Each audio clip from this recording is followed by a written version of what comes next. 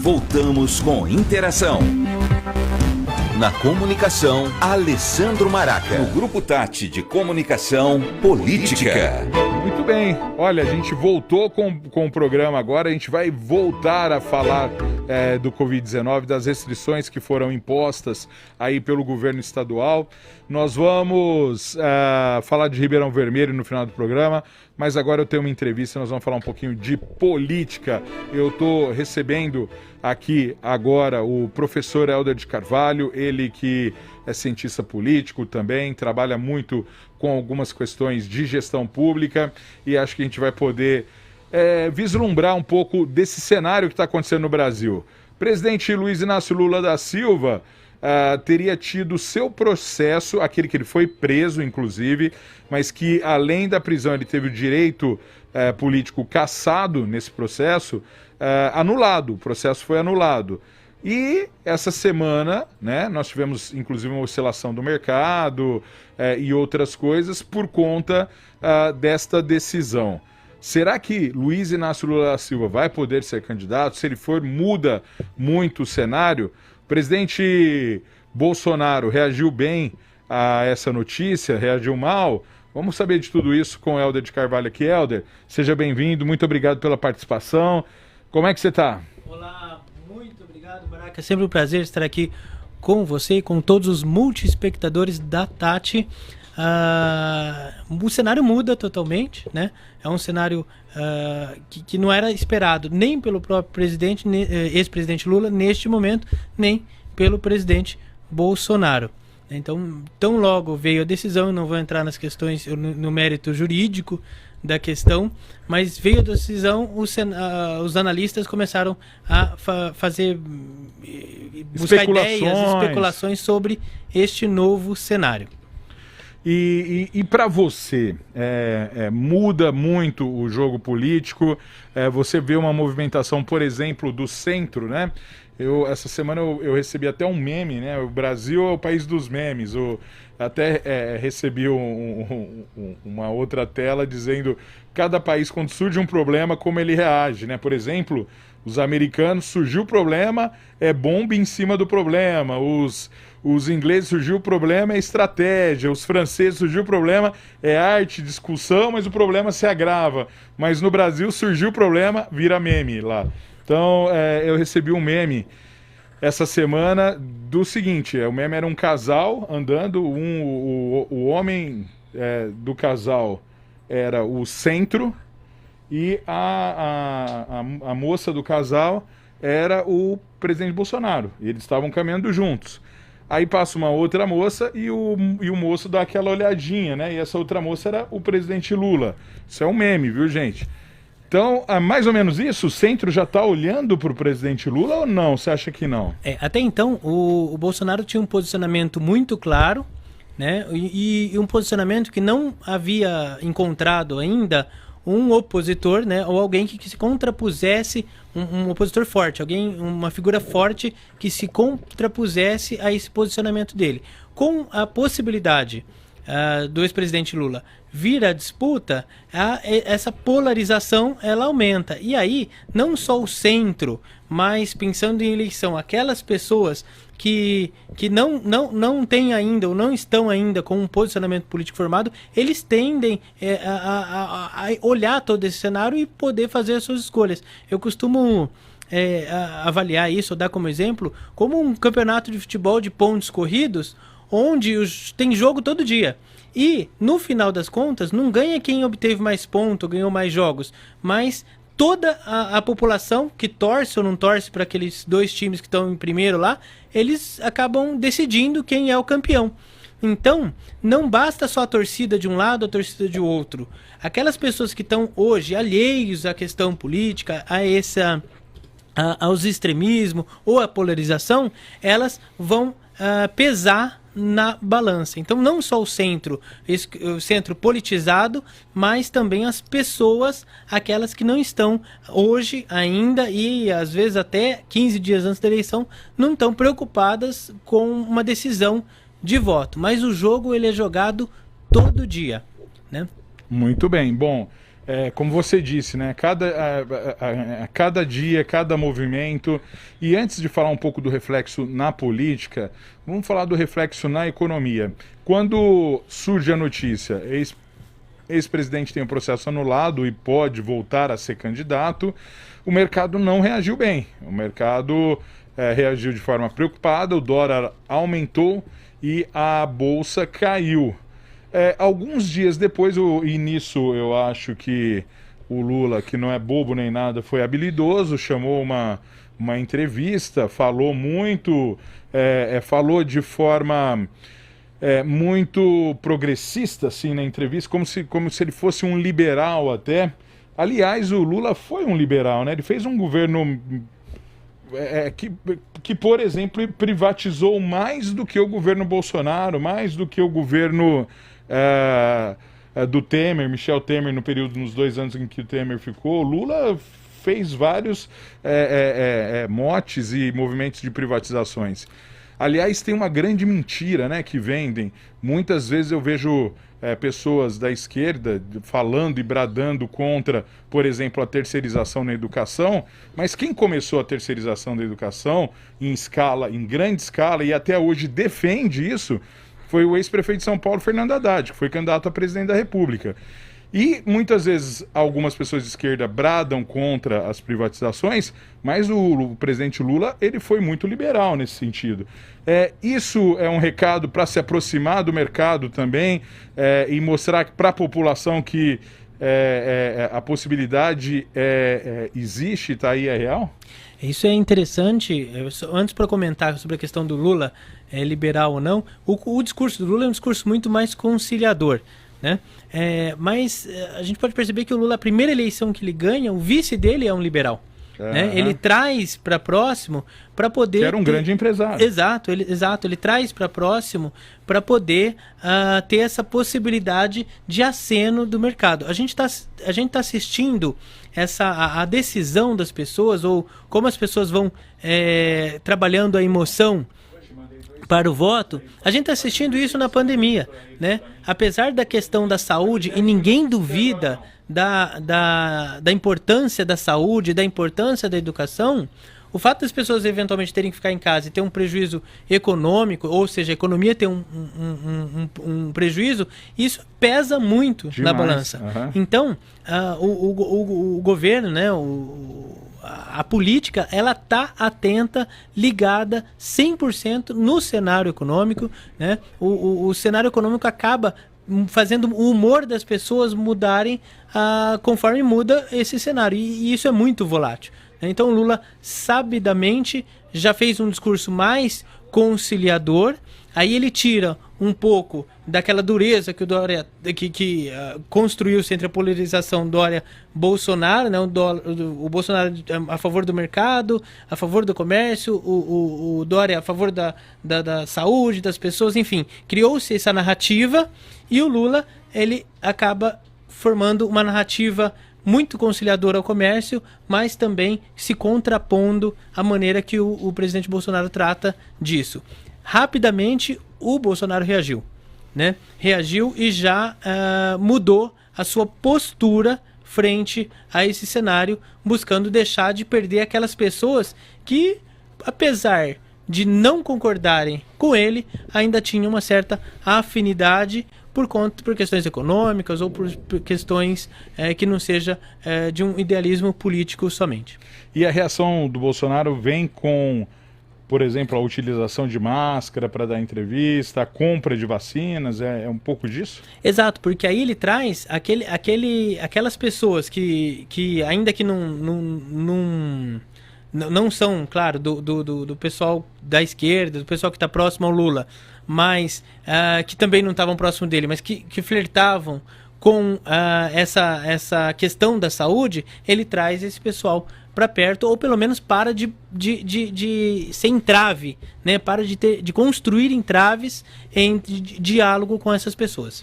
Muito bem. Bom, eu estou conversando com o Helder de Carvalho, ele é cientista político, a gente está falando um pouquinho desse cenário brasileiro, falamos um pouquinho desse cenário frente à economia, já entrando na esfera política, daqui a pouquinho eu quero saber também de 2022, né, como que vai ser em 2022, o que esperar para 2022, até porque 2022 não tem eleição só para presidente, não, tem eleição para presidente, governador, deputados. A gente teve um grande número de deputados eleito na cola do presidente Bolsonaro nessa última eleição. Muitos chegaram ali colando no presidente Jair Bolsonaro, alguns descolaram nisso, né? A gente teve o próprio governador Dória, ele usou o Bolsodória, ele fez vídeos falando com o Bolsonaro ao telefone, espalhou que era Bolsodória, que era afinado, e de repente, logo nas primeiras semanas, ele tentou aí desgrudar. Não teve só ele, não. Muitos deputados que faziam parte da base do atual presidente Jair Bolsonaro desgrudaram também. Mas tem muita gente se aproximando também disso, gente que não estava próxima, por exemplo, alguns partidos do centro que se aproximaram muito. Um exemplo é o PP. Lira, hoje presidente da Câmara, com o aval de Bolsonaro, com o aval, trabalho intenso do presidente Jair Bolsonaro, né, para que o Arthur Lira fosse eleito presidente da Câmara. Helder, muda também o cenário dos candidatos a deputado e dos candidatos ao Senado nessa questão? Muda justamente por questão de posicionamento. Com relação a esse apoio do Dória ao Bolsonaro, Bolsodória, outros deputados que se elegeram na cola do Bolsonaro, eu costumo enxergar isso como a síndrome da Geni, né, da música lá, da Geni do Chico Buarque. E é aquela colisão de conveniência, né? Uhum. Então, quando é para salvar todo mundo, vamos lá, né? Bendita Geni. Mas, e isso pode acontecer, ela voltar a ser maldita de novo, ou seja, o presidente, dependendo da popularidade dele, a popularidade cair, despenca. Por quê? Porque esse pessoal que já foi aliado de conveniência, esse pessoal se desgrudou, continua se desgrudando e não vai ter a menor preocupação em fazer um discurso muito agressivo do ponto de vista de erros, né, que eventualmente eles podem encontrar não só no discurso, mas na prática do presidente Bolsonaro, principalmente durante a pandemia. Né? Então, e para os deputados, como eu já havia iniciado, é uma questão de posicionamento. Né? Quando a gente tem uma candidatura do executivo, a gente pensa no centro e nas pessoas que não têm um voto definido ainda, para onde elas vão tendenciar o seu voto. Com relação aos deputados, não. Com relação aos deputados, eles têm que buscar os seus nichos. E aí vai de uma proximidade de comunicação com os seus grupos e está num diálogo e numa percepção durante o tempo, não só no período eleitoral. Eu costumo dizer que a melhor campanha é a campanha que se faz antes, né? Uhum. Durante esse período todo, para como esse eleitorado vai reagindo e trabalhar firme, forte e focado para esse nicho. Muito bem. Ô Helder, vamos aproveitar aqui. Você lembra que eu te falei do país dos memes, né? Esse é o meme aí que viralizou, né? Mais ou menos isso que está acontecendo? Olha, a moça tá até de vermelho, né? Então... É verdade, não tinha percebido isso. A moça tá até de vermelho. E é interessante que o Centrão e o Bolsonaro estão de azul ali, né? Exatamente. Então vai saber como vai ser a camisa do moço daqui do Centrão daqui a um tempo. Exatamente, né? Do Centrão. Então vai saber como isso vai se comportar daqui a um tempo. Eu realmente acredito que as pesquisas vão mostrar essas tendências, e os eleitoráveis, né, os presidenciáveis, os deputados, eles sem dúvida estão atentos a essas pesquisas para poder ver o que as pessoas, que é realmente quem decide, né, o que as pessoas estão enxergando, entendendo e compreendendo desse cenário. Eu gosto de dizer que isso é a democracia, né? A hora que a gente fala que o governo é do povo, o governo não é feito pelo povo, mas o povo decide principalmente, e essa é a importância do marketing político, a hora que a gente pesquisa, procura onde o povo está buscando, onde o povo está tendenciando, para que os candidatos possam seguir essa tendência e não o contrário. Né? Não é o candidato e o governante que decide para onde o povo vai. Não, o povo vai.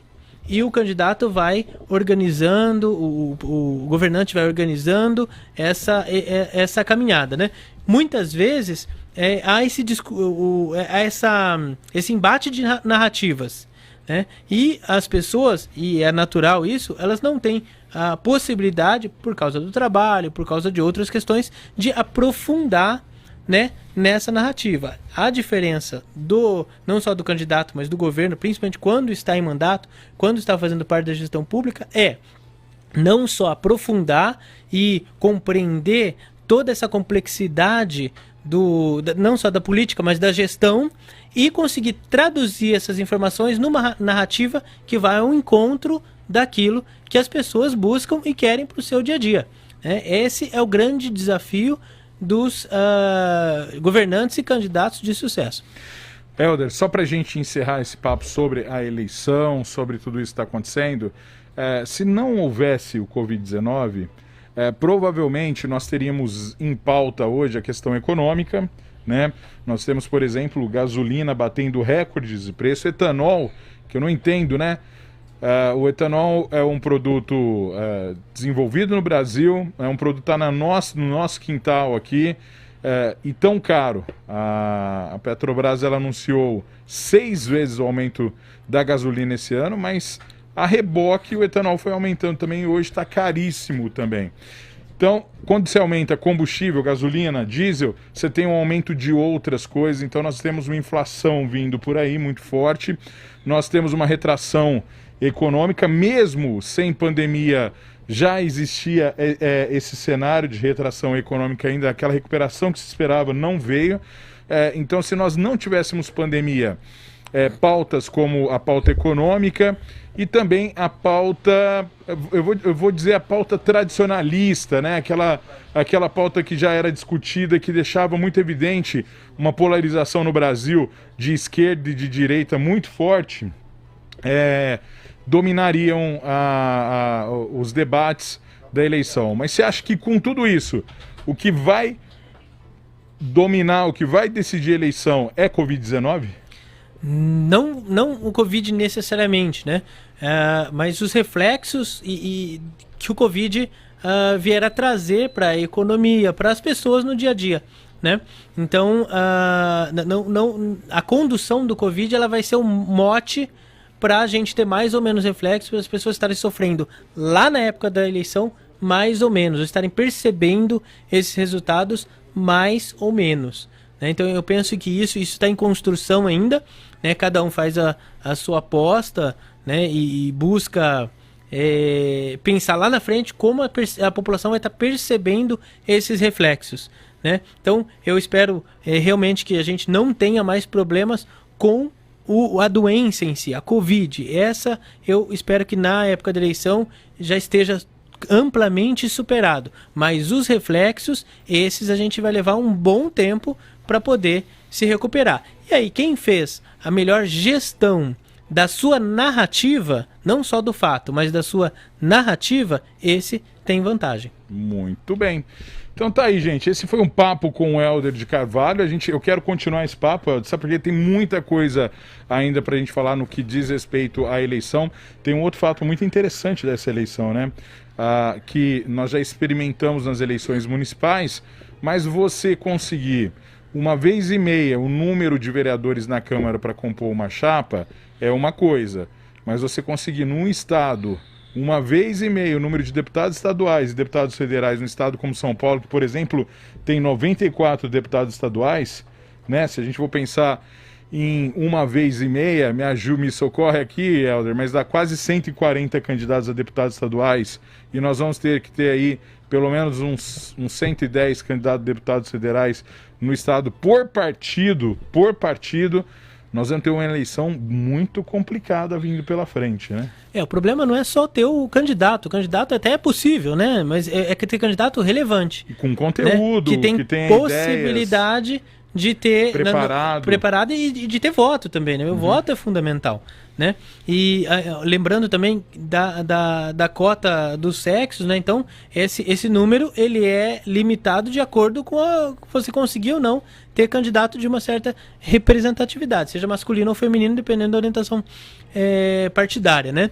Mas a grande dificuldade vai ser nas diversas regiões do estado, porque aí isso muda, né? Você ter candidato com possibilidade de ter representatividade frente a outros partidos, né? Então, uma característica que é muito da eleição de vereador, o candidato está no quintal, né? Se tem uma proximidade muito grande de candidatos, pode ser que a gente tenha um fenômeno parecido, claro, guardadas as devidas proporções, parecido um cenário desse nas campanhas de deputado também.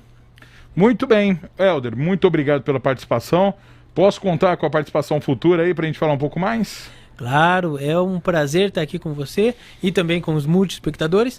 Eu já havia mencionado isso no início e durante o programa a gente vai sentindo essa conexão, essa possibilidade de aprender e trocar informações com as pessoas que acompanham aqui o seu programa, com as pessoas que acompanham aqui a emissora. Muito bem, a Ana Maria Ramos está dizendo, Maraca, dia 20 muda o presidente da Petrobras. Aí muda tudo, só estou contando nos dedos. Se Deus quiser, tem que mudar, tem que melhorar. A Aline, minha querida amiga Aline Ferreira, está aqui também com a gente. Muito obrigado, Aline. Paulo Ricardo, eu já tinha falado aqui que passou